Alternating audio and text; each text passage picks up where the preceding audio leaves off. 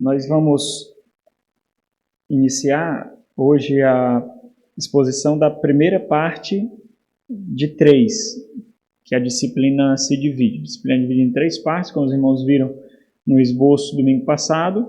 Hoje nós vamos iniciar a parte 1, né? Então, para não ficar um pouco confuso, essa não é a parte 1 da aula 2, não. Essa é a parte 1 da divisão de 3 da nossa aula. Então, nós vamos contemplar a fundamentação necessária para entender a necessidade de discipulado ou evangelismo, né? Então, é muito interessante a gente perceber que há uma complementaridade no conhecimento dos termos aqui, evangelismo e discipulado, né? Então, são coisas que não são divorciadas e não é necessariamente algo que se inicia e depois com o outro se complementa. Então, nós começamos na evangelização e depois passamos para o discipulado, né? Então, são termos sinônimos. Nós discipulamos evangelizando e evangelizamos fazendo discípulos, né? Então, nós temos um entendimento muito segmentado, muito divorciado de quanto a discipulado, evangelismo, né? Como se o discipulado fosse a segunda parte da evangelização. Primeiro nós evangelizamos e depois passamos para o discipulado, porque nós discipulamos somente aqueles que já são convertidos, né? Então nós temos um entendimento, geralmente acaba dessa forma, mas são termos sinônimos, né? Então na primeira aula, o que foi que nós fizemos?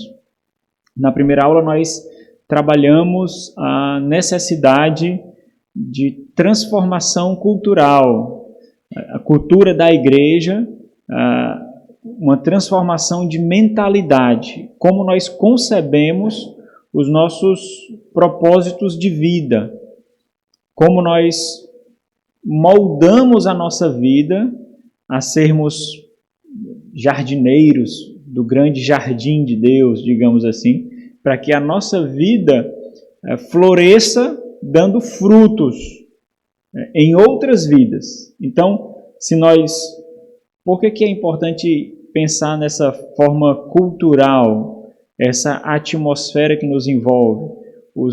Quando eu falo de cultura, lembrando, eu estou falando de costumes, hábitos, comportamentos, aquilo que é natural para nós. Algo cultural a mim será feito sem esforço, será feito de forma comum, ordinária, não será algo extraordinário. Quando eu penso assim, quando eu entendo a evangelização e o discipulado como parte integral da vida que eu recebi, portanto, algo que deve exalar de mim naturalmente, seja no supermercado, seja no trabalho, seja cuidando do lar, seja varrendo uma calçada, seja na escola, em qualquer lugar, quando eu penso assim, a evangelização e o discipulado não vai ser algo árduo, porque faz parte do que eu sou, faz parte do que eu penso. A evangelização e o discipulado não é um ponto na agenda. Se eu pensar que é uma tarefa a mais, aí fica muito pesado mesmo, porque eu já tenho tantas tarefas, tantos afazeres, a vida já é tão corrida, e aí eu tenho que separar mais um tempo para colocar uma hora, um momento de evangelização e discipulado. Quando eu penso assim, aí fica algo extremamente difícil mesmo, fica algo profundamente árduo, porque nós já temos a vida muito atarefada, muito. Então, não é dessa forma, por isso que é necessário uma mudança de mentalidade.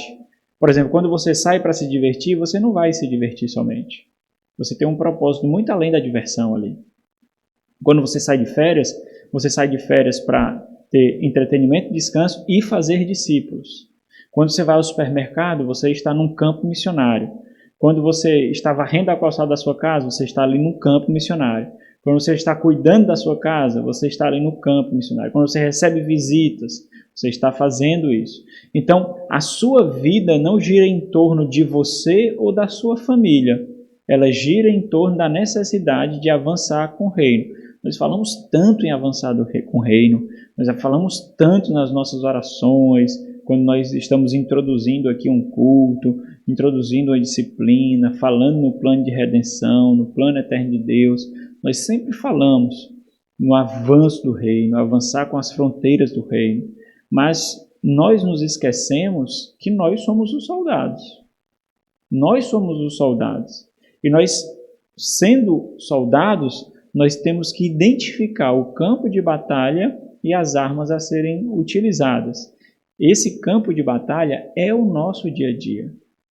Quando você pensa, por exemplo, em criar o seu filho como um fim em si mesmo, por mais que você condicione ele para Deus, você está colocando sobre você e sobre sua família pitadas de egoísmo. Porque você não está olhando para o outro além do seu filho, da sua família e de si mesmo.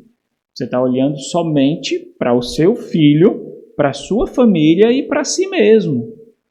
Você tem que cuidar do seu filho, educar o seu filho, olhando além, para que ele seja um grande holofote que aponte para o Senhor Jesus Cristo, para que ele seja um grande instrumento que aponte para uma nova ética, uma nova moralidade, uma nova lei, uma nova realidade.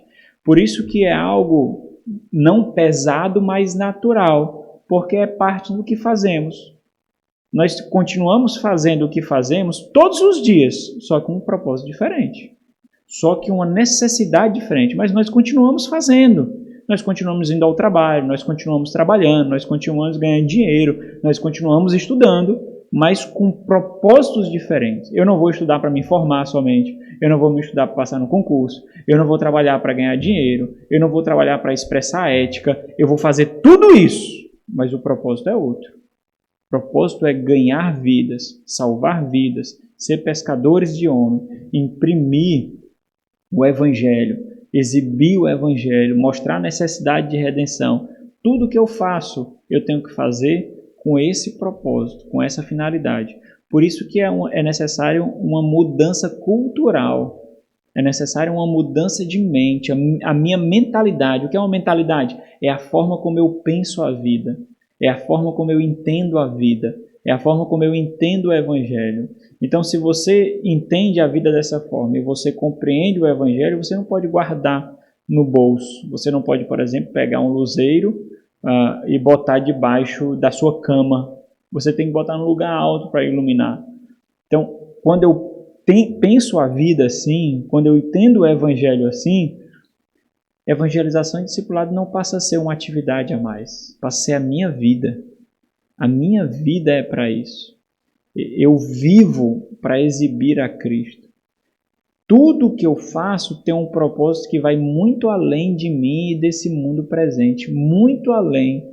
Tudo que eu faço. E aí não precisa ser um ponto na agenda. É algo que faz parte do que eu sou. Então, estabelecendo essa perspectiva, como nós fizemos na primeira aula, agora nós partimos mais especificamente para os fundamentos necessários para isso. Então, o livro A Treliça e a Videira, ele delineou o pensamento e a necessidade do que nós aprofundaremos nessa aula. Em muitos aspectos, o estudo desse livro, A Treliça e a Videira, contribui profundamente para a maior expansão do que nós estudaremos nessa disciplina. Naturalmente, porque essa disciplina ou livro que sustenta boa parte da disciplina aqui, o Projeto Videira, ele só nasceu por causa de uma necessidade do que foi trabalhado nesse livro A Treliça e a Videira. Então, isso quer dizer que seria extremamente proveitoso lê-lo. Então, quem puder ler esse livro, até mesmo aqueles que já leram, vai ser muito proveitoso, porque nós nos encontramos no momento em que isso é fomentado para toda a igreja. Então, você vai pegar um contexto diferente, portanto, as aplicações que você vai fazer desse livro vai ser completamente diferentes, né? Então, tem livros que nós lemos no momento da nossa vida que nos atinge de uma forma, e tem livros que nós lemos num momento específico na nossa vida em que a nossa mente e o nosso coração estão mais férteis, e isso produz mais fruto, né? Impacta mais a gente. Então, no entanto, a essência do que vai ser do livro A Treliça e a Videira, essa essência também é observada aqui. Então, se você não conseguir ler esse livro, você não vai ficar alheio ao que ele trata, especialmente porque essa primeira parte trata da revisão do livro A Treliça e a Videira, mas a revisão temática. O conteúdo é diferente. O tema fazer discípulos, o que é discípulo, como fazer discípulo, quem deve fazer discípulo. O tema é observado aqui como é tratado no livro A Treliça da Videira, mas o conteúdo é diferente, a abordagem é diferente, mostrando outros aspectos de necessidade. Por quê? Para não ser repetitivo. Então ele trata de outra forma, ele não é um copiar e colar aqui, ele trata de outra forma. A aula 2 se preocupa com a fundamentação necessária para sustentar a mudança de mentalidade e solidificar a igreja, nossa convicção, quanto à forma que devemos viver a nova vida que recebemos de Cristo. Então, a nova vida é uma vida proclamadora. A nova vida é uma vida que contagia, é uma vida contagiante. Portanto, se nós formos resumir num termo, seria o termo missional. Nós somos um cristão missional. Nós temos que ter uma mentalidade de igreja missional. Nós temos que pensar a nova vida como uma vida que proclama, uma vida que resgata, uma vida que proclama redenção, que exibe a necessidade de conversão e arrependimento. Então, a nova vida ela é proclamadora, contagiante e missional. Essa aula, nós vamos ver essa fundamentação para a mudança de mentalidade, porque nós vamos estudar os vários aspectos que giram em torno do discípulo, do discipulado, do discipular. Nós vamos ver os vários aspectos. E ele aprofunda um pouco mais essa perspectiva do que ele trata de Treliça e a Videira, porque ele nos mostra nuances que não são tão esboçadas lá, como se ampliando a nossa perspectiva. Por que nós devemos fazer? Né? Então já começa assim. Por que nós devemos fazer? Né? Nós somos exortados, por exemplo, a contar as boas novas a todas as nações. Isso logo no comissionamento do Senhor aos discípulos, que reverbera para nós naquilo que nós conhecemos como uma grande comissão, que nos atinge. Então, ao comissionar os apóstolos, que fundamentaram aquilo sobre o qual nós estamos hoje, que é a Igreja do Senhor, a Igreja foi fundada sobre o fundamento dos apóstolos, então eles fundamentaram aquilo pelo qual nós devemos viver e para o qual nós devemos viver. Então eles fizeram isso respondendo à grande comissão, coisa que nós devemos fazer também. E nós devemos, por exemplo, também, nós somos exortados também a estar sempre prontos a responder a todos quanto à razão da nossa esperança. Esse texto é muito conhecido. Muitas vezes esse texto é conhecido para falar de apologética, para falar de defesa da fé, como se nós fôssemos defender a fé para incrédulos, para acadêmicos, para ateus. Mas esse texto ele está num contexto de sofrimento, de perseguição, de agonia, de abatimento espiritual decorrente da perseguição e do sofrimento. Então, por que nós devemos estar aptos, prontos a exibir, a explicar, a defender a razão da nossa fé? Porque nós não sucumbimos, porque nós temos uma esperança no mundo que floresce desesperança. Nós temos contentamento e alegria no mundo que não gera isso, no mundo que não frutifica isso. Nós continuamos de pé, continuamos vivos e cheios de esperança no mundo mau, no mundo que atormenta, no mundo que mata, no mundo que destrói. Imagine, meus irmãos, esse contexto sendo entendido lá na igreja primitiva. Os cristãos eram os mais perseguidos, a seita, como era conhecida, mais perseguida, com as mortes mais atrozes, mais agonizantes que poderia existir. Mulheres eram mortas, crianças eram mortas. Então, quando nós percebemos isso, mesmo diante de tudo isso, aqueles homens e aquelas mulheres mantinham-se firmes na fé. Então, estejam prontos a explicar a razão da vossa esperança. Então, nós devemos viver a vida de tal forma em que nós sejamos sermões vivos. Os puritanos, eles usavam esse termo para se referir como amigos fiéis, amigos leais, ou ao seu cônjuge. Amigos fiéis são para nós sermões vivos, são sermões ambulantes. Então nós, com a nossa vida, nós devemos ser sermões ambulantes. Olha como o consumismo e o ativismo, ele nos atinge. Quando eu falo de consumismo e ativismo, eu estou falando de egoísmo, irmãos, né? É a idolatria do ego, porque nós fazemos para nós. Nós fazemos só para nós. Nós consumimos para quem? Para a igreja? Não, nós consumimos para nós. O ativismo é para gerar frutos para quem? Para o consumismo, para nós, para o egoísmo. Então, quando você vive a sua vida, por exemplo, somente para limpar a sua casa, para pagar as suas contas, para educar os seus filhos, para conseguir tirar férias, para comprar um carro, para comprar uma moto, para comprar uma casa, para reformar uma casa, para fazer a feira, você está vivendo para quem? Em tudo isso você não exibe Cristo, porque você acorda de manhã já naquele alvoroço de que é mais um dia de trabalho, mais um dia de guerra, mais um dia de labor. Você finda o dia e você, agora é o meu descanso. Agora eu tenho que descansar. O dia todo você foi o centro. Você foi o propósito. Você pode dizer diversas vezes durante o dia, glória a Deus, aleluia, louvado seja o Senhor, é para ti, Senhor. Mas são palavras desprovidas de significado, porque a sua vida não fundamenta o que a sua boca proclama. Você saiu para trabalhar, para guerrear, para matar um leão, mas no final das contas, esse foi o seu propósito. Você saiu de casa sem que ninguém soubesse que você é cristão, passou o dia todo sem que ninguém soubesse que você é cristão e você retornou sem que ninguém soubesse que você é cristão.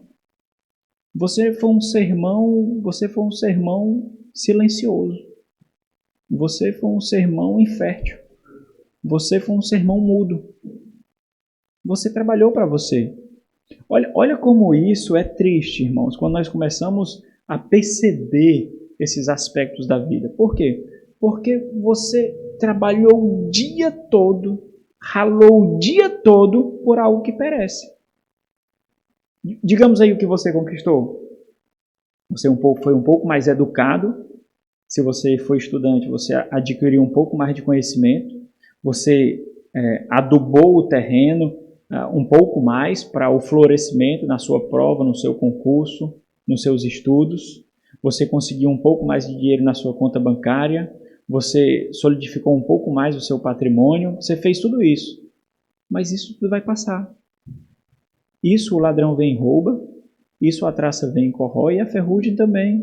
Isso vai passar como esse mundo vai. Quando nós fazemos isso tudo com um propósito muito além disso que eu falei, que são coisas plausíveis, mas quando nós fazemos isso tudo olhando para essa necessidade de frutificar nessas áreas, mas indo um pouco mais além, que é apontar para Cristo, que é exibir a Cristo, que é proclamar a Cristo, que é contagiar com a fé, que é criar oportunidades para que você seja questionado, inquirido da razão da sua esperança. Quando você faz isso, cria outras perspectivas. Você não fica só olhando para os seus problemas. Porque tudo que nós fazemos, nós só olhamos para os nossos problemas. Nós só olhamos para a nossa dificuldade. A vida é muito difícil. A vida é cheia de problemas. A vida é cheia de dificuldades. Nós procuramos soluções. Nós procuramos paz. Nós procuramos tranquilidade. E você vai ver, passou o dia, passou a semana, passou o mês, passou o ano. E a ladainha continua a mesma. Porque nós só olhamos para nós. O propósito da nossa vida somos nós. E quando nós vivemos assim, até a fé que nós professamos é egoísta, porque você está preocupado com a sua edificação somente. Você não está nem aí para os que se perdem. É o seu lar, é o seu cônjuge, são os seus filhos, é você. Só isso. É só isso. É uma fé egoísta. É uma fé ensimesmada. Você se acomodou com isso. Você foi fertilizado, você deu frutos, mas você se tornou infértil. Pronto. E aí sim, não olhando para outros, não é isso que Paulo diz em Filipenses, considerar os outros superiores a si mesmos, vocês estão considerando? Esse é o questionamento. Não, a minha vida é minha, eu sou o centro da minha vida, inclusive no que se refere à fé. Eu sou o centro. eu passo o dia todo pensando no meu amadurecimento, na minha edificação, no meu crescimento espiritual, e é isso. Isso é um fim em si mesmo, e é dessa forma que Cristo será glorificado, por mais que eu seja crente 5 anos e não faça um discípulo. Porque eu já discipulo. Chega pessoas na igreja, o pastor pede, discipulo aqui. Mas chegou, não estou discipulando. Tá bom demais. Preciso pescar. Eu vou ao mercado e pego o peixe já morto. Preciso pescar. Né? Então é assim que nós pensamos a vida. Foi assim que nós fomos condicionados a pensar a fé. Por isso o trabalho mais árduo nosso não é adquirir conhecimento. Sabe por quê? Porque pessoas que têm 5% do conhecimento do evangelho que você tem fazem mais discípulo que você. Não precisa adquirir profundo conhecimento para isso. O que precisa é mudança de mentalidade. Propósitos de vida além de si mesmo, além da sua família. Quando você olha assim, você vai perceber que por mais que você tenha problemas, dificuldades e lutas, você não é o foco. Porque você terá tudo isso. Mas você vai entender que esses problemas, essas dificuldades, essas lutas não pode ser uma pedra de tropeço para você cumprir uma missão muito maior. Porque Deus não lhe salvou para você ter conforto nesse mundo, não. O objetivo do plano de redenção era você ser salvo. Pronto, morreu, acabou. Esse era o seu objetivo. Essa é a finalidade. Acabou. Pronto, acabou. Para você já atingiu o suprassumo do objetivo do plano da redenção na história da igreja. Então acabou. É isso. Você não precisa mais fazer nada. Não é assim, irmãos. Mas é assim que nós somos condicionados a pensar. Nós nos fechamos e nós nos tornamos um centro de uma fé infértil. Então, trabalho mais árduo não é adquirir conhecimento para como é que eu vou falar, como é que eu vou criar uma oportunidade. Não é esse. O trabalho mais árduo será gerar necessidade em você, para que você entenda que a sua vida é buscar perdidos. Essa é a maior dificuldade. Não é saber como eu vou falar, não é criar oportunidade, não é como eu vou conversar na conversa, não é isso. Isso vai florescer naturalmente, como quando você precisa resolver um problema no seu trabalho, desenvolver um tipo de nova forma de trabalhar no seu departamento. Você vê a necessidade e você vive e dorme, acorda e dorme pensando nisso. Isso é a motivação da sua vida naquele momento. Então, naturalmente, vem a solução. É natural. Isso acontece conosco todos os dias em tudo que fazemos, irmãos. Tudo! Nós só precisamos, então, entender essa necessidade e trabalhar isso. Caso contrário, nós continuaremos redimidos e não redimidos egoístas.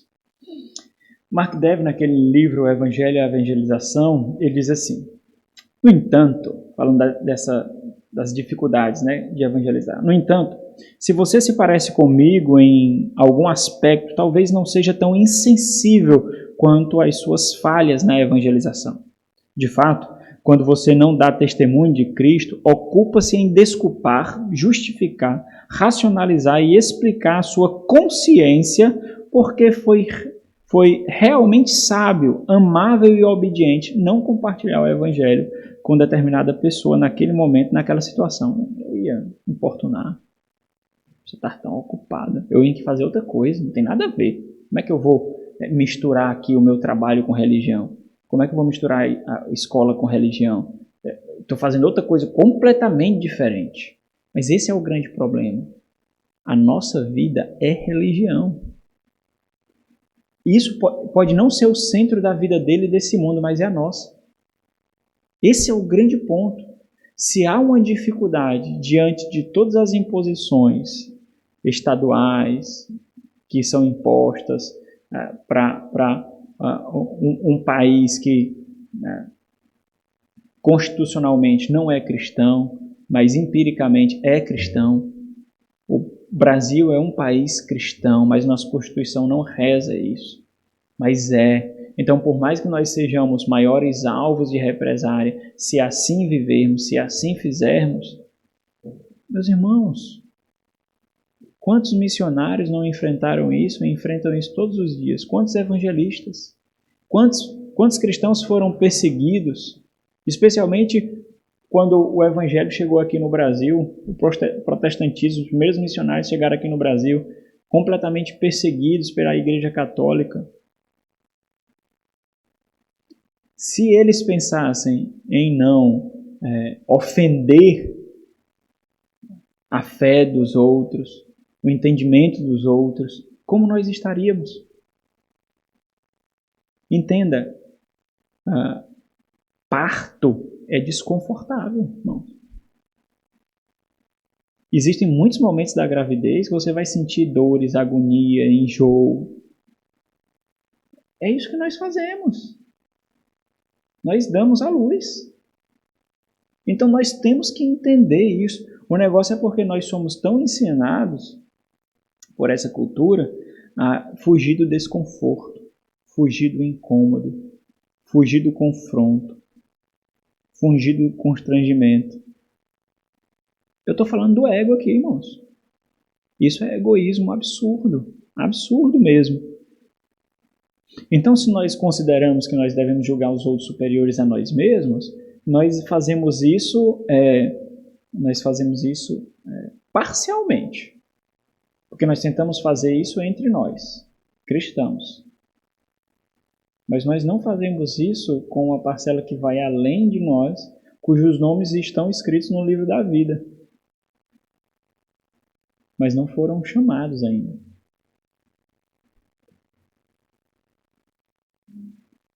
Deixa eu ver só aqui.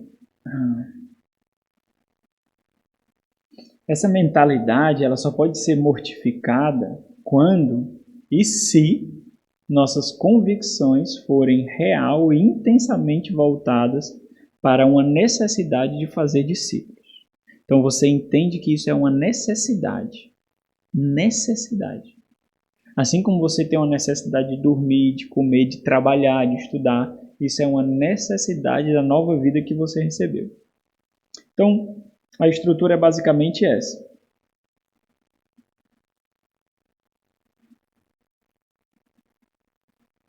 Fundamento para a evangelização, convicções necessárias sobre o discipulado e evangelização.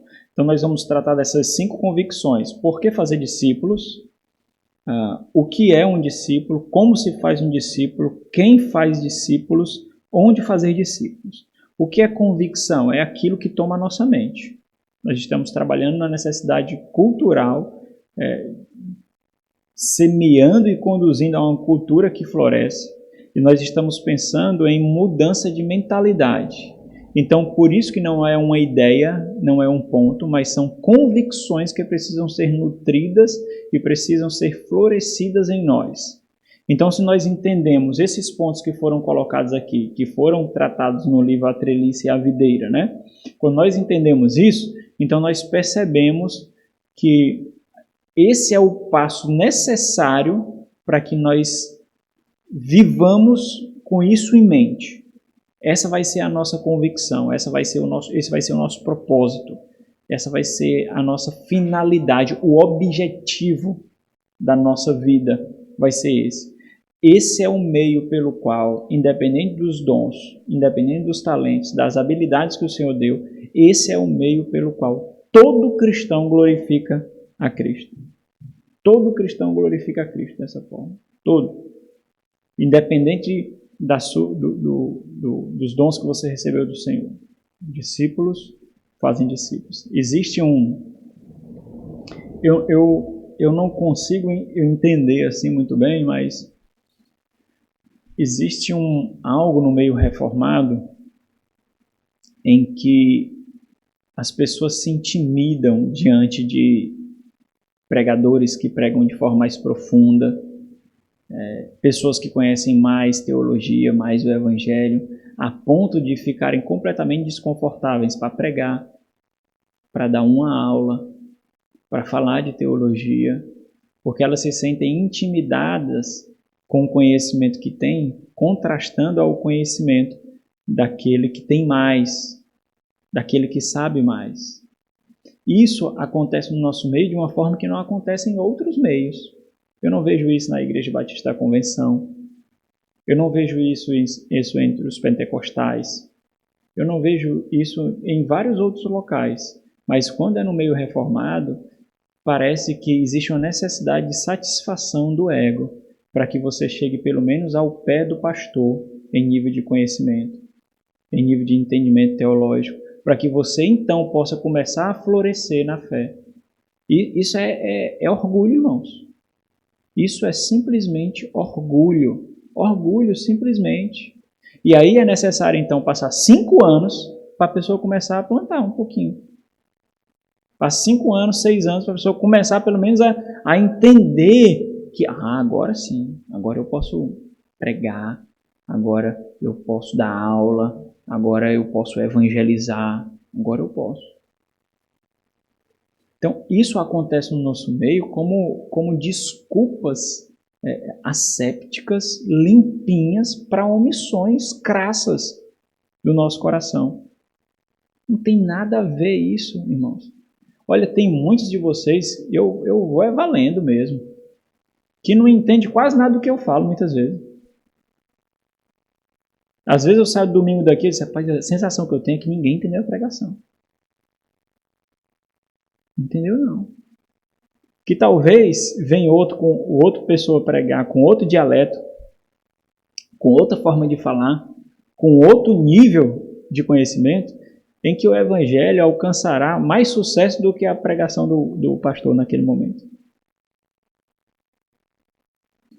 Essa é a multiforme graça de Deus, irmãos. Essa é a diversidade falando a mesma língua, olhando para o mesmo propósito, o mesmo objetivo. É arrogância demais julgar que nós temos que ser o suprassumo do conhecimento. E isso acontece no meio reformado, onde idolatra o conhecimento pelo conhecimento, infelizmente, esquecendo-se do propósito final, que é glorificar o Senhor, salvando vidas. Então, esse é um meio que... esse é um assunto que nós deveríamos refletir bem, porque nós aprendemos a ser omissos de uma forma bonita, limpa, né? Então nós deveríamos considerar isso. Então você não precisa engolir uma teologia para você pregar o evangelho, fazer discípulo. A sua vida foi salva por Cristo? Foi salva por Cristo.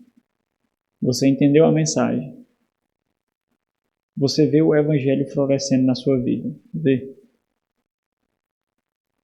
Fala disso. Explica isso. Exibe isso. Não é para brigar. Não é para disputar o ego. Não é disputas de religiões. Não é disputa entre igreja. Não é disputa de conhecimento.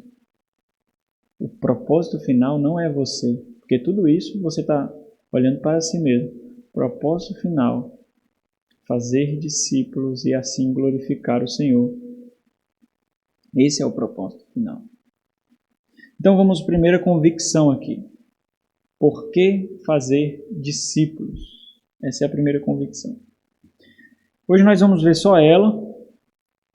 Próximo domingo, se Deus permitir, nós vemos 2. Por que fazer discípulos? Antes de tudo, colocando mais um ponto aqui, porque é importante fazer discípulos.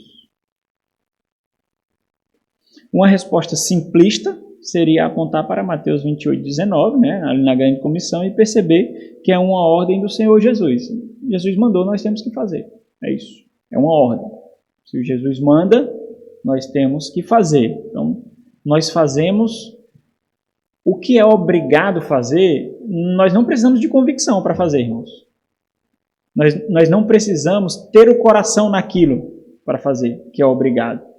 Vocês sabem disso. Vocês já fizeram muitas coisas obrigadas em que o seu coração não estava lá, mas você fez por obediência. Você fez porque alguém que é superior a você mandou. Se você é filho, você sabe disso. Se você é empregado, você sabe disso. Você simplesmente fez. Não foi por convicção, por necessidade de consciência.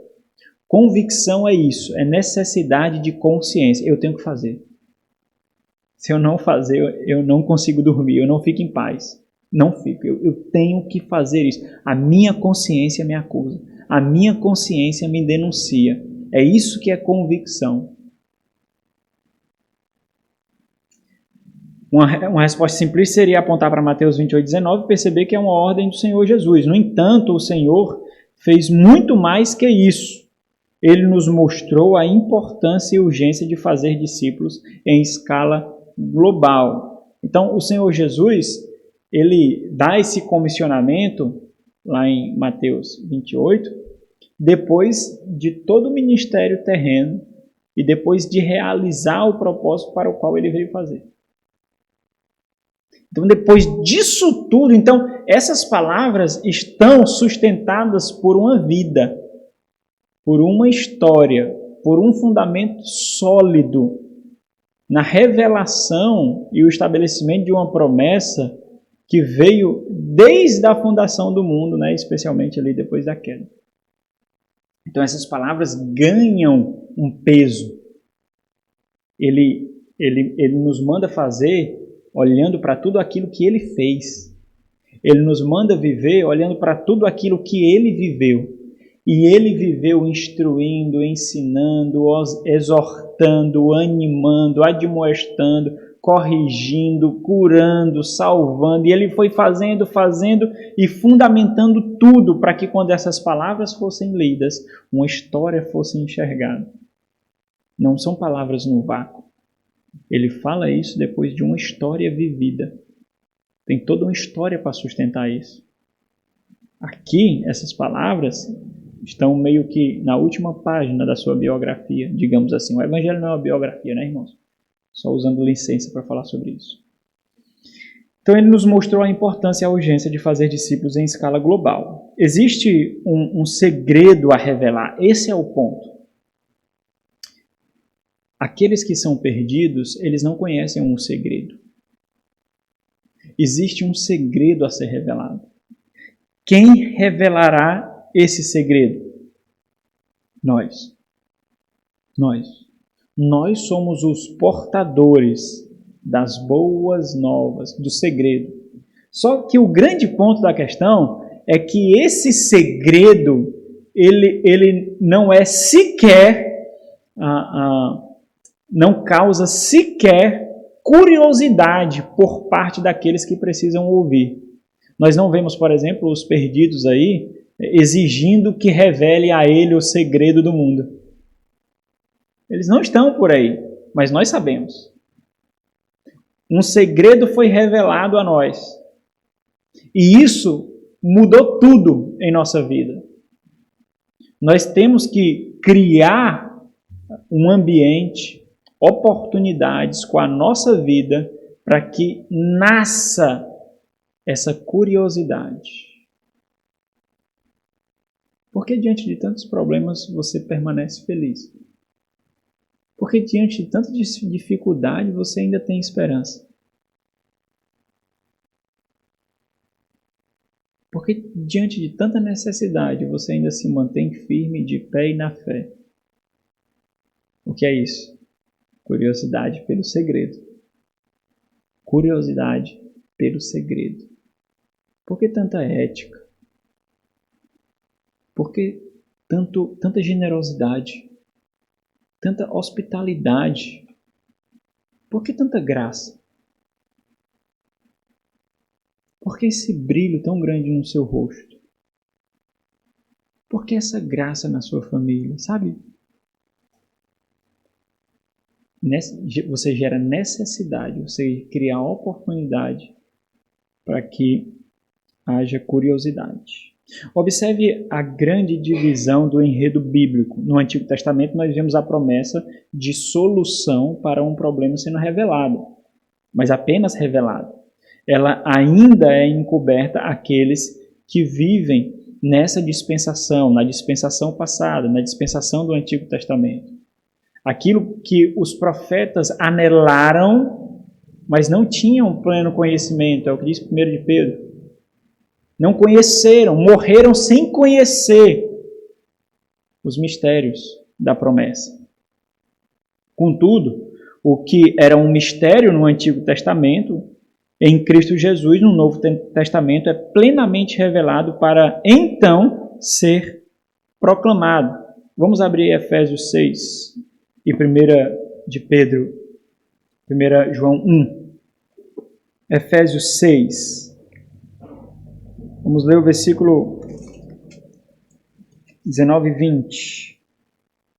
Então, irmãos, alguém abre 1 João. Eu vou ler aqui o 6, 19 e 20, tá bom? Depois que ele fala ali da armadura do Senhor, Paulo pede para que tomem posse dessa armadura e também orem por ele, né? Para que ele cumpra aquilo para o qual ele entende agora a sua vocação. E também por mim, né? Orem por mim, para que me seja dado no abrir da minha boca a palavra, para com intrepidez, ousadia, coragem, fazer conhecido o mistério do quê? Do Evangelho. As boas novas, o que elas são? A revelação de um segredo, a revelação de uma promessa obscurecida no Antigo Testamento. Obscurecida até mesmo daqueles que solidificaram, fundamentaram o terreno para que ela chegasse até nós, os santos profetas. Pelo qual sou embaixador em cadeias. Ele está falando que eu sou embaixador independente de todas as dificuldades, como agora ele está preso, para que em Cristo eu seja ousado para falar como me cumpre fazê-lo. 1 João 1 a 3 diz o quê? Ok. Então aquilo que nos foi revelado, a vida que foi manifestada em nós, então tudo isso fala a respeito de um segredo que foi revelado. Os apóstolos, aqui é uma citação direta do livro, os apóstolos vão pelo mundo proclamando essa notícia extraordinária, que a vida que estava com o Pai, que era desde o princípio, que traz a vida eterna, agora foi manifestada na pessoa de Jesus. Então, esse é o segredo encoberto que nos foi revelado. É o eterno propósito de Deus tornando-se manifesto a todos. Agora, como ele será manifesto a todos, irmãos? Através de mim e através de você. Não tem outro meio. Anjos não virão. Olha como nós podemos ter a nossa parcela de omissos na proclamação do Evangelho de salvação. Existe um povo a ser chamado. Quantos eleitos do Senhor em Russas estão só esperando a convocação? Quantos? A doutrina da eleição é uma dádiva para as missões e evangelização, porque a doutrina da eleição nos dá a certeza de que, ao ouvirem, eles receberão positivamente a convocação de salvação. Ao contrário do que muitos tolos, omissos, falam e pensam sobre a doutrina da eleição como uma forma de buscar conforto na sua vida passiva de proclamador. Não, se existem eleitos, então todos os eleitos eles serão salvos, não precisa eu. Agora, existe um selo no ouvido do eleito. Sabe quando alguém não escuta direito, aí tem uma capinha aqui? Né? Tem uma capinha aqui, ó. Uma pelezinha. Nasceu com um probleminha, aí tem uma pelezinha no ouvido, tampando para que não escute bem. Todos os perdidos têm essa pelezinha. Todos. Como é que essa pelezinha rompe? Com o ouvir do Evangelho. Só rompe com o ouvir do Evangelho do Senhor Jesus Cristo. É assim que rompe. Aqueles que não respondem positivamente, eles não têm a capinha. Eles não têm ouvidos. Aqueles que não são eleitos, eles não têm ouvidos espirituais. Não têm. Por isso que eles não respondem, porque Deus não os dotou com o selo da eleição. Quantos não estão por aí ansiando silenciosamente por causa da eleição do Senhor que a pelezinha seja rompida? Quantos? E nós estamos fazendo o quê para que essa pele seja rompida? Nós estamos preocupados demais conosco. Muito preocupados conosco. Os nossos sonhos, necessidades, as nossas contas, os nossos problemas, as nossas dificuldades, a nossa felicidade, o nosso conforto, a nossa vida. Talvez, irmãos, e eu falo isso assim muito sensatamente, talvez esse seja um degrau que precisa ser subido para que nós amadureçamos um pouco mais na percepção da fé. Talvez esse seja um obstáculo que nós precisamos vencer para perceber um outro aspecto que nós não tínhamos percebido sobre o egoísmo, sobre o consumismo. Talvez nós não sejamos egoístas no que se refere à igreja em si. O amor é a comunhão e a necessidade dos irmãos. Mas lembra do que eu falei domingo? Isso não é suficiente. Isso não basta. Nós precisamos ir além, porque nós somos portadores de boas novas. Nós somos os portadores de boas novas. Então entenda, quando a nossa convicção alcança essa percepção do plano de Deus, nós percebemos o plano de Deus como algo assim extremamente extraordinário, que vai muito além de nós mesmos. Nós entendemos que fazer discípulo ele não somente é importante, mas é urgente. Porque isso foi feito conosco. Então, nós vamos ver alguns pontos aqui sobre o fazer discípulo. Nós vamos ver por que nós fazemos discípulo. Porque existe um povo a ser redimido para o seu filho, o Filho de Deus, Jesus Cristo. Fazer discípulo é chamar os eleitos à redenção conquistada de uma vez por todas na cruz pelo Senhor Jesus Cristo. Qual é o plano de Deus para nós e nosso mundo? Eu separei alguns textos aqui que são esboçados pelos autores, então vamos abrir aí em Apocalipse capítulo 7.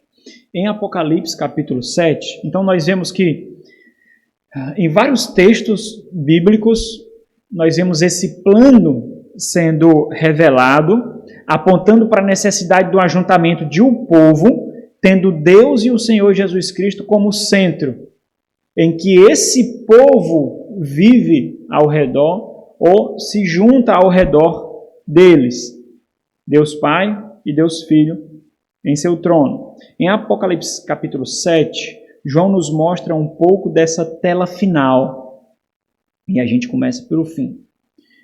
Incontável multidão de todas as nações, povos e línguas, diante do trono de Deus e de Cristo, celebrando. Lê o versículo 10 aí. Nós somos parte dessa grande multidão, mas existe mais para formarem essa grande multidão. A celebração aponta o que a presença de Deus causará, a remoção da devastação do pecado. Nós estamos tratando aqui dessa necessidade de convocar aquele povo que foi eleito pelo Senhor, então um povo redimido. Então alguém lê aí do versículo 13 ao 17. Existe um povo aí em que isso será executado. Esse povo que está por aí, eles estão esperando serem feitos discípulos. Esse é o quadro final, Apocalipse 7. Em Hebreus 12, nós somos exortados a outra imagem do plano final de Deus. Outra vez, nós vemos uma imensa assembleia, agora chamada de Nova Jerusalém Celestial, com anjos, os registrados nos céus, os espíritos dos justos aperfeiçoados. E no centro nós vemos Deus, o juiz, e Jesus, o mediador de uma nova aliança, cujo sangue que limpa é superior. Então, vamos ver aí Hebreus 12, versículo 18 ao 24. Alguém lê? Segunda Tito, capítulo 2. Paulo nos imprime outra figura. Primeiro, nesse capítulo 2 de Tito, na primeira parte desse capítulo 2, nós vemos em como nós devemos viver nessa presente era, como instrumentos do plano de Deus, de um plano que está em andamento. Então, nós somos exortados ali ao aperfeiçoamento, à piedade, à santificação, ao livrar das concupiscências. Alcançados. Na segunda parte, nós já vemos outro aspecto, na parte final. Ele nos mostra o que nós aguardamos. No versículo 11 ao versículo 14, diz assim: portanto, a graça de Deus se manifestou salvadora a todos os homens, educando-nos para que, renegados à impiedade e às paixões, coisa que ele falou anteriormente, mundanas, vivamos no presente século sensata, justa e piedosamente, aguardando a bendita esperança e a manifestação da glória do nosso grande Deus e Salvador Jesus Cristo, o qual a si mesmo se deu por nós, a fim de remir-nos de toda iniquidade e purificar para si mesmo um povo exclusivamente seu, zeloso de boas obras. Então, isso é o que vai acontecer, irmãos. O Senhor remirá o seu povo, o povo para o qual ele morreu. Ele morreu para um povo específico. Quem é esse povo específico? Aquele povo cujo nome está arrolado no livro da vida. Esses serão resgatados, esses serão redimidos, esses serão buscados. O fim para o qual o plano está se dirigindo, mais uma vez, envolve um povo que foi remido do mal pela generosa doação de Jesus Cristo. Um povo, neste caso, purificado e ansioso por fazer o bem. Em Colossenses capítulo 1, no texto que nós lemos, Paulo lembra a mudança que Deus gerou em nossa vida, da escuridão, da escravidão e perdão dos pecados para herdeiros do reino de luz. Essa foi a mudança que o Senhor causou em nós. Novamente, o Senhor Jesus é o centro dessa imagem, como é em todo Colossenses. E novamente vemos uma assembleia de todas as nações reunidas nele. Existem várias outras passagens mostrando diferentes aspectos da mesma imagem. O plano de Deus envolve um povo de todas as nações, línguas e raças. Todos serão refeitos e tornados como o próprio Cristo, a verdadeira e perfeita imagem de Deus. Ok. Existe um povo a ser redimido, existe um povo a ser buscado. Por que nós devemos fazer discípulos?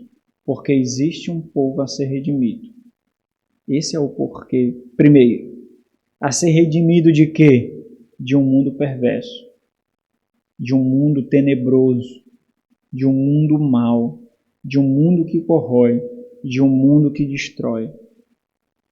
Então, percebam a necessidade de fazer discípulo, a importância de fazer discípulos e a urgência de fazer discípulos. Salvar um povo deste mundo tenebroso. E aí, talvez nós não compreendamos o mundo que nós vivemos como nós deveríamos compreender. Talvez o mundo ocidental faz o seu trabalho muito bem em nos mostrar um progresso que não existe espiritualmente, uma evolução que não existe espiritualmente, um crescimento que não existe espiritualmente, um conforto que não existe espiritualmente.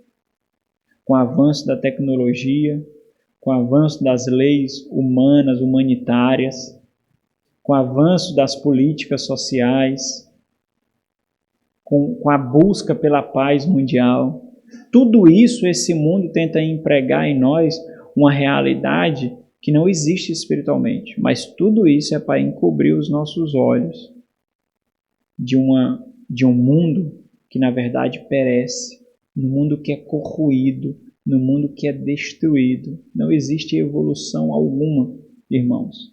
Vamos ler aqui. Usando uma linguagem familiar, o Novo Testamento, que todas as culturas e nações humanas compartilham profundamente, é o fato de que todos nós vivemos em trevas. Paulo expõe poderosamente essa realidade compartilhada por todos em Efésios capítulo 2.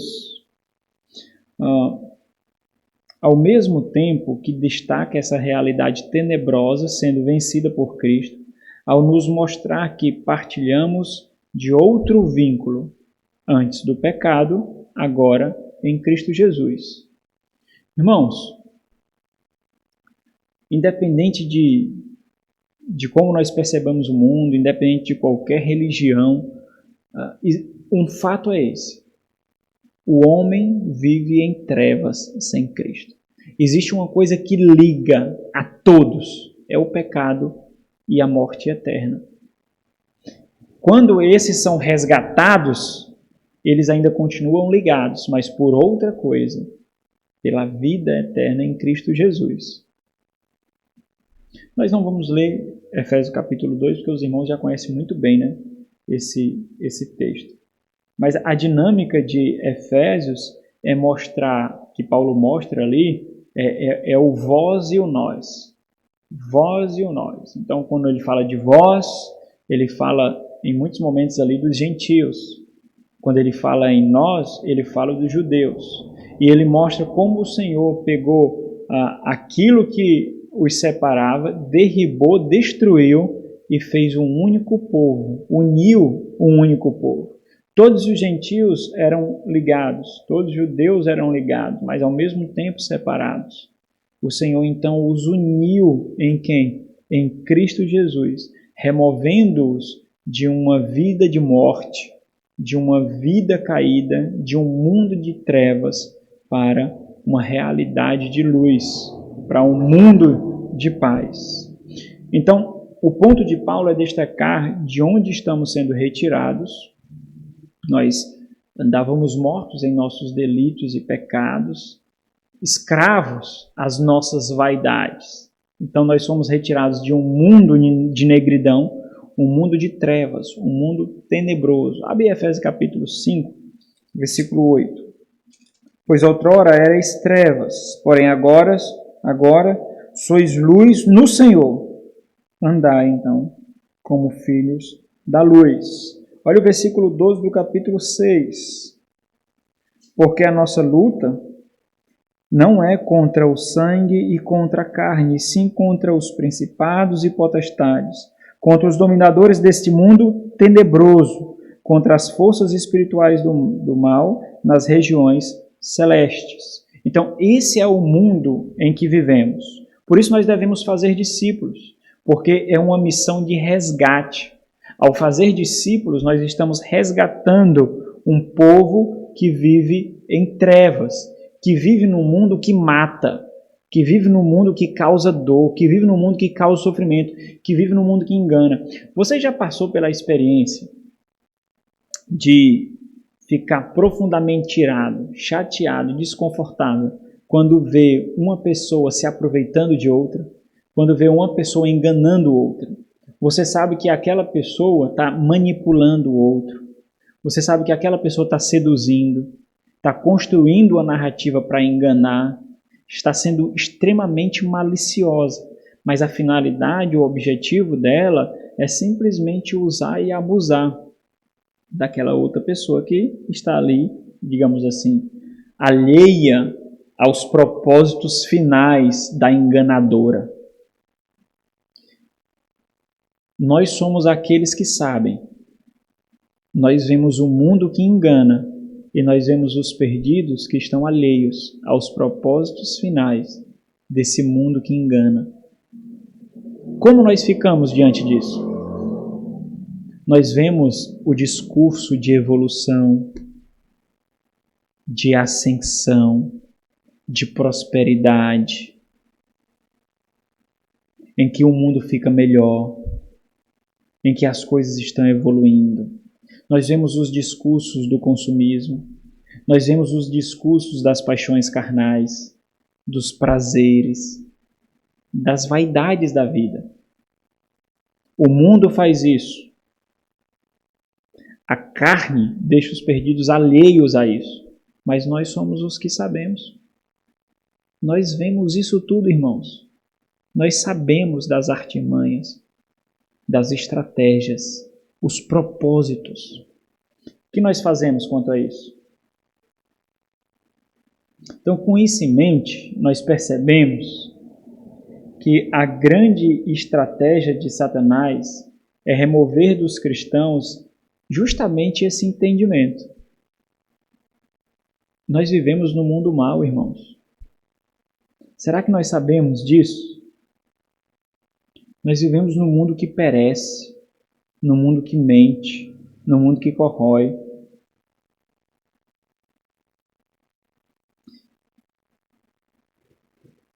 E para nós, eu acho que isso fica difícil de perceber, porque no final das contas, em parcelas diferentes, nós não experimentamos tanta desgraça assim. Nós temos as nossas parcelas de prosperidade, nós temos as nossas parcelas de conforto, nós temos as nossas parcelas de comodidade. Será que o mundo é tão mau assim? Tão perverso assim? Será que esse mundo é tão ruim assim? Será que existe realmente esse propósito tão demoníaco, destrutivo rolando nesse mundo? Isso é chamado de radicalidade, irmãos. Né? Isso é ser radical. Isso também. Nós temos que ter paz na vida. Nós temos que viver felizes. É isso. Essa percepção é evidente que não vai tirar a nossa paz da vida e muito menos a felicidade. Mas nós não vamos ser alheios a isso, ignorantes a isso. Talvez no nosso dia a dia nós não vejamos tantas desgraças como, por exemplo, os países orientais, como os países em que o cristianismo é perseguido, onde mulheres cristãs são abusadas, onde filhos são cooptados para o islamismo e suas filhinhas se tornam escravas sexuais, onde igrejas que demoraram 15 anos para ser construídas são derribadas e queimadas, pastores são mortos, missionários são torturados, países em que muitas famílias, por serem cristãs, se tornam párias da sociedade, perdem a casta, perdem o vínculo familiar, se tornam alheios socialmente. Isso é muito distante para nós. E talvez isso nos engane, irmãos, sobre o mundo no qual nós vivemos. Talvez o conforto que nós temos minta para nós quanto à real pobreza do mundo. E o próprio mundo assegura desse engano. Nós somos doutrinados lentamente. Lentamente nós somos doutrinados. As pessoas, na verdade, não parecem tão sombrias assim. Nós não somos rodeados de estupradores, de assassinos, de pedófilos, de abusadores, de ladrões. Nós convivemos e conversamos com pessoas boas. Nós não vemos as cordinhas, sabe aquele fio de nylon que é usado pelo manipulador da marionete, os fantoches. Nós não vemos as cordinhas. Mas ela não é fácil de ver mesmo, não. Mas o ponto é que nós recebemos olhos para ver. Porque não é contra o sangue ou contra a carne. É contra principados e potestades que nós podemos ver. Eu e você. Nós podemos. É por isso que quando Paulo fala em Efésios capítulo 6, sobre a luta espiritual, depois de falar que nós não lutamos contra o sangue e a carne, ele fala de uma armadura que nós temos, mas que nós não usamos. Nós temos toda a armadura, mas nós não a usamos. Por isso que ele diz como nós tomamos, é em profunda contrição e sinal de dependência, orando.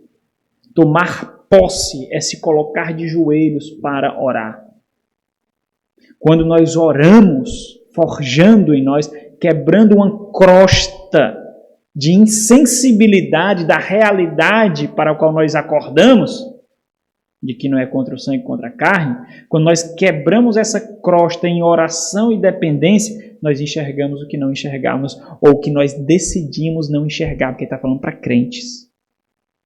Nós decidimos fechar os olhos, porque é mais confortável ser enganado do que lutar. É bem mais confortável. Tem um ditado popular que diz que a ignorância é uma bênção. Já ouviram? Por quê? Porque quando nós sabemos, a nossa consciência exige. Você não tem paz quando sabe. Você não pode ficar tranquilo e confortável quando sabe. Nesse sentido, por isso, a ignorância é uma bênção. Porque você fica tranquilo. Você vive mais, fica em paz. Quando nós não enxergamos isso, é porque nós decidimos não enxergar. É porque nós lutamos contra o espírito que há em nós. Conforto e acomodação, meus irmãos, são a grande estratégia desse mundo que nós vivemos. Nós olhamos para nós mesmos ao tempo todo e esquecemos dos perdidos. Parentes, vizinhos, amigos, colegas de trabalho, toda a nossa cidade. Parece que nós paramos de perceber que o mundo caminha a passos largos para o inferno. E os portais estão completamente abertos. Tem um texto aqui que ele traz, eu vou ler no final para vocês, se a gente tiver um tempinho, que é do William Booth, que é o fundador do Exército da Salvação, o general William Booth, o fundador do Exército da Salvação. A visão se chama a visão dos perdidos, eu acho. A visão que ele descreveu numa alegoria de como é a realidade do mundo. A gente vê se dá tempo de dar uma olhada. Fazer mais discípulos. Discípulos de Cristo são instrumentos de libertação. Se precisássemos de mais imperativos além daquele explícito em Mateus 28, essa imagem certamente nos forneceria. As multidões à nossa volta neste mundo tenebroso precisam desesperadamente ser resgatadas. E o plano de Deus ao longo de toda a história é fazer exatamente isso. Salvar e transportar os pecadores redimidos para o reino do seu Filho. Olha como nós somos resgatadores. Você já assistiu o Resgate do Soldado Ryan? Assistiu? Quem nunca assistiu esse filme está perdendo demais. Nunca assistiu o Resgate do Soldado Ryan? Já assistiu? Nunca assistiu? Meu Deus, vocês são fracos demais para filme. Esses clássicos não podem passar, irmãos. Já assistiu Uma Mente Brilhante? Já?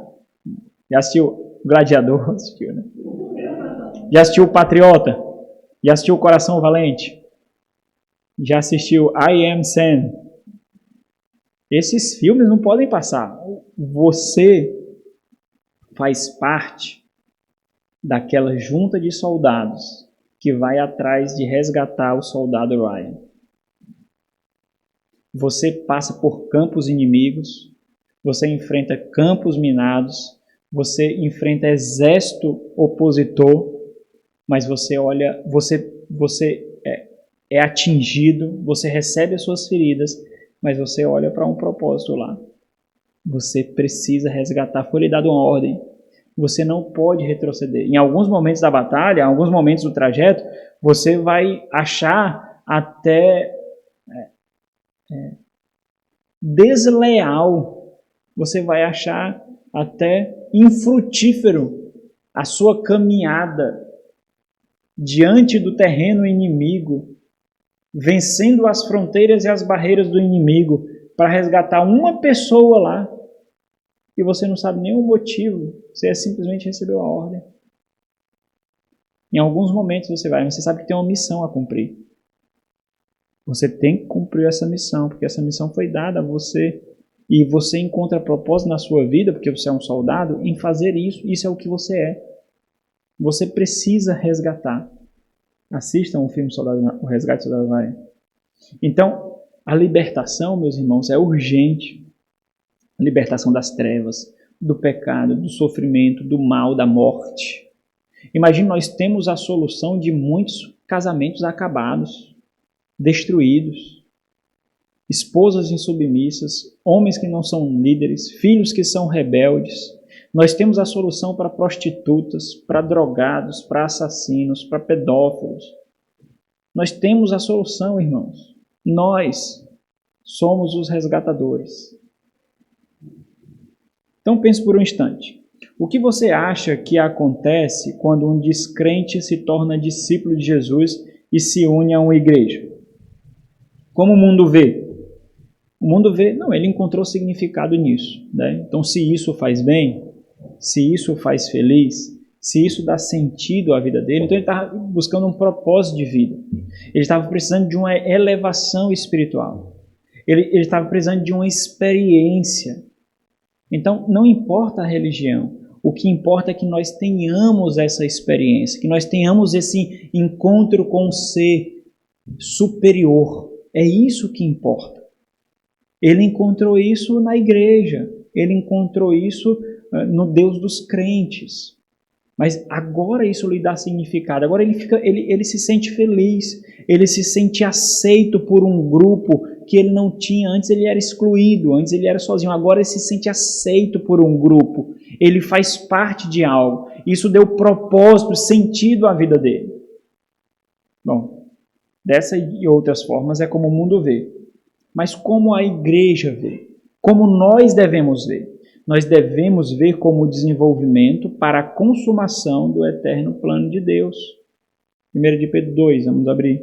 É isso que nós vemos. Nós vemos um resgate. Pelo simples resgate não, porque existe um plano em execução. Existe um plano em andamento, irmãos. É assim que nós vemos. 1 de Pedro 2, 4, 5 diz o quê? O Senhor está edificando algo. O Senhor está edificando um povo. O Senhor está fazendo uma grande construção. O Senhor está preparando a sua grande habitação. Quando nós vemos um redimido, quando nós resgatamos alguém, nós vemos esse plano em execução. Nós vemos isso sendo desenvolvido. Agora para vocês responderem, certo? Para a gente finalizar. Está bem pertinho de finalizar, tá? Então, para a gente finalizar, como você responderia, como você concluiria a seguinte pergunta? Nós fazemos discípulos porque... Para vocês responderem, certo? Nós fazemos discípulos porque... Aí você complementa. Como você complementaria? Pega o microfone aí. Nós fazemos discípulos porque... Aí você conclui. Por quê? Como é que você responderia? Alguém pode levantar a mão e falar.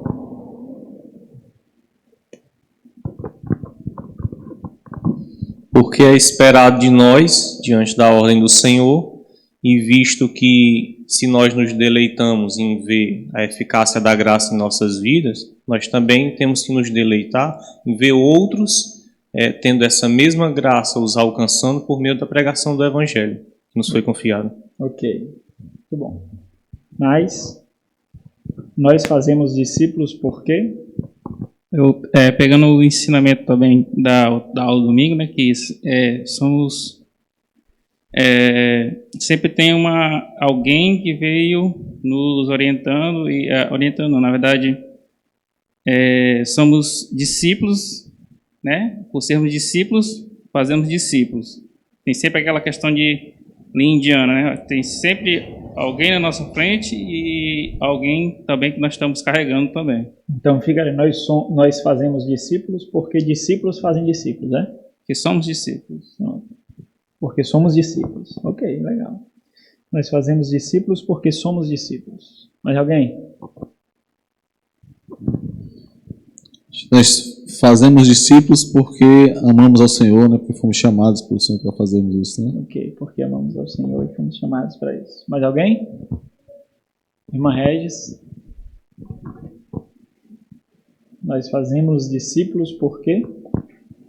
Porque a revelação que nos foi dada nos capacita, né, a fazermos outros discípulos. Ok, porque fomos capacitados para fazer outros discípulos. Ok. Mais alguém? Mais alguém? A Lana levantou a mão ali. Ao Márcio. Nós fazemos discípulos por quê? Porque além de ser uma ordenança de Cristo, nós somos uma nova criatura, né? Então isso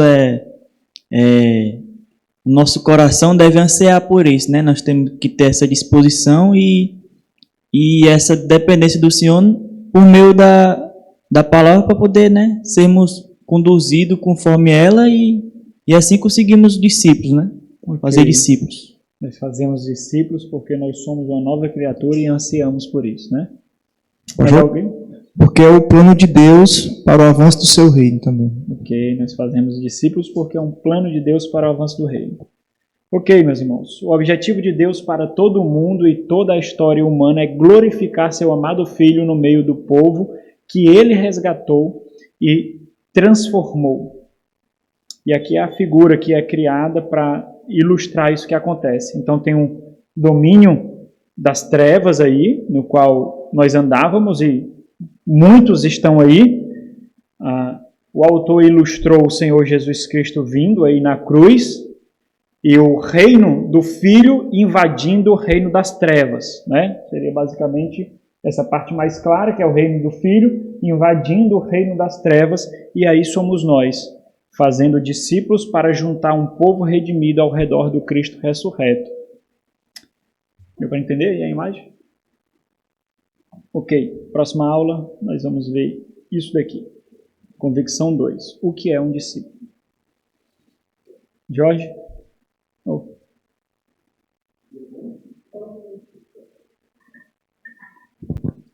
Pastor, diante, né, dessa nossa primeira aula aí da primeira unidade, né, o porquê fazer discípulos, eu fiquei me perguntando aqui ao longo da aula, gostaria de ouvir uma reflexão do pastor também, por que nós temos que ser ensinados acerca disso, né?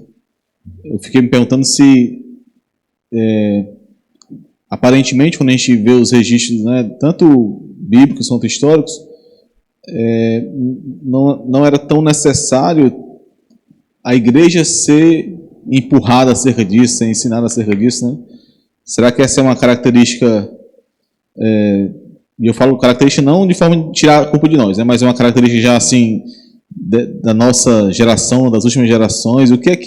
Por que isso não é natural, né? Por que essa cultura já não se manifesta, já não é manifestada naturalmente como deveria ser, né? Por sermos quem nós somos, uma vez, como foi, até o Márcio falou aqui, né? Somos novas criaturas, né?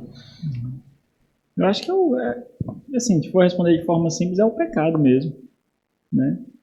Acho que a gente gosta de ser enganado por nós mesmos, né? Elevando prioridades e escondendo outras, né? Então, por exemplo, você cuida da sua família, né? Quem é que não cuida da sua família? Você discipula os seus filhos, cônjuge, né? E essa é uma prioridade. Só que isso não substitui ou suplanta as outras. Só que nós nos confortamos nisso e omitimos as demais de forma que nós não tenhamos peso na consciência, porque nós já fazemos aquilo que é requerido de nós, que é cuidar da nossa casa, cuidar dos nossos irmãos, né? Porque, afinal de contas, conversar com aqueles que falam o mesmo dialeto é mais fácil, né? Você não precisa conversar com aqueles que não lhe entendem. É mais difícil, né? Então é o pecado mesmo, né? E aí para ser redundante, né? É o egoísmo, por causa do consumismo, por causa do ativismo mesmo. Nós fomos ensinados durante muito tempo que nós temos que fugir da dor, do sofrimento, do desconforto. Isso é empregado em nós em todo lugar. Essa sociedade, o mundo que a gente vive, emprega em nós isso. Nós temos que fugir da dor, da renúncia, do desconforto, do constrangimento. Nós temos que buscar a nossa felicidade.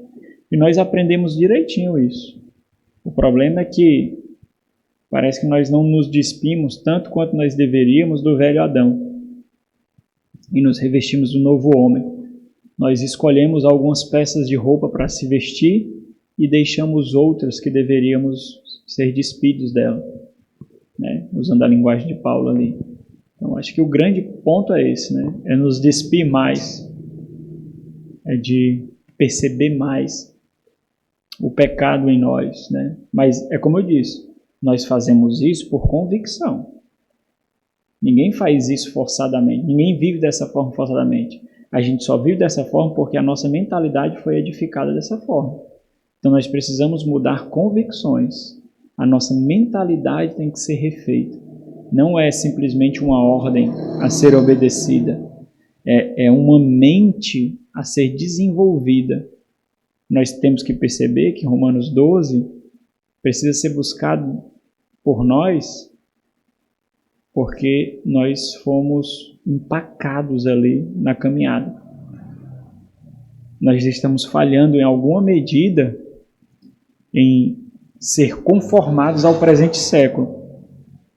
Mas isso não era percebido por nós. Mas agora nós estamos percebendo isso. Nós estamos sendo conformados ao presente século nessa área. Então, nós estamos batalhando no avanço do reino. Existem frontes de batalha que nós estamos vencendo, mas nós tivemos uma estratégia que tornou deficiente outra frente de batalha.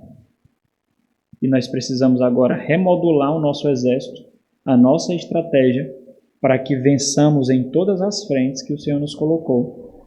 E não elejamos alguma para vencer e outra para perder, como se não custasse nada para nós perder, né?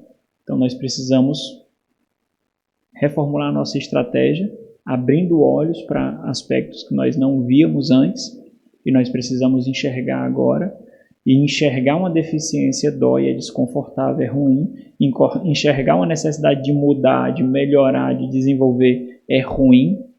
Mas quem foi que disse que nós temos que fugir da dor, do sofrimento, da agonia, da renúncia, do desconforto? Quem foi que disse? Na verdade, isso foi uma das coisas que o Senhor nos garantiu, tanto que estará conosco e como nós experimentaremos sofrimento, renúncia e morte. Essas duas coisas o Senhor nos garantiu. E uma está ligada à outra, né? O próprio Senhor Jesus exemplificou isso na sua vida. Para que tenhamos vida, ele precisou morrer. Então ele estará conosco quando nós completarmos os sofrimentos dele. Quando estivermos com ele no seu sofrimento e sua morte, né? Então você não precisa buscar fugir do sofrimento. Porque se você for cristão nesse mundo, ele vai lhe alcançar, não tenha dúvida. E essa vai ser uma evidência de que você está fazendo aquilo que você foi chamado para fazer. Se você está confortável demais, tranquilo demais, esse é um grito de alerta. Mas é isso. Vamos parar por aqui, então. Vamos orar e agradecer a Deus. Nosso Senhor e Deus, muito obrigado pelo tempo que o Senhor nos concede, pela graça que recebemos da instrução do Senhor. Te louvamos, ó Deus, pelo privilégio da fé, pelo privilégio do novo nascimento. Que o Senhor seja louvado por isso, que o Senhor seja engrandecido por isso, que nós possamos compreender que as estruturas, as raízes da nossa mentalidade possam ser melhoradas, refeitas, fortalecidas, que nós possamos encontrar um propósito em Ti, muito além de nós mesmos, mas de uma forma que nós sejamos convictos de que somos instrumentos de graça, de redenção. Solidifica no nosso coração, em nome de Jesus. Amém.